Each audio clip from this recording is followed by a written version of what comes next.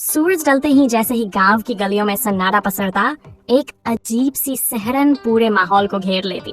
यह गांव अपनी सादगी, हरियाली और शांत जीवन शैली के लिए प्रसिद्ध था, किंतु इसके मध्य स्थित एक प्राचीन कुआं एक रहस्य और भय का केंद्र बना हुआ था। यह कुआं, जो अब वीरान और उखड़े पत्थरों से घिरा था, कभी गांव का जीवन स्रोत हुआ करता था। किंवदंती है कि वर्षों पूर्व इसी कुएं में एक युवती, जिसका नाम चंद्रिका था, ने छल और विश्वासघात का शिकार होकर अपने प्राण त्याग दिए थे। उसकी असमय मृत्यु ने उसके आत्मा को असंतुष्ट कर दिया और वह एक भयावह रूप, एक चुड़ैल में बदल गई। रात के तीसरे पहर जब सब लोग नींद में होते, तब कुएं से कराहने की आवाजें आती।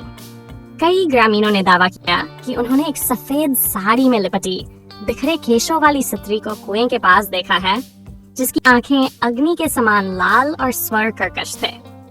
जो भी राहगीर संध्या के बाद कुएं के निकट गया, वह या तो लौटकर नहीं आया या मानसिक रूप से विक्षिप्त हो गया।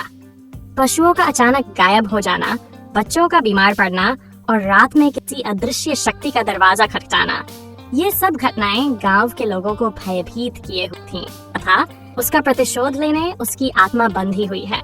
कोई तांत्रिक या साधु कुएं के पास नहीं ठहरता, मानो वहाँ कोई अदृश्य शक्ति उन्हें ललकार रही हो।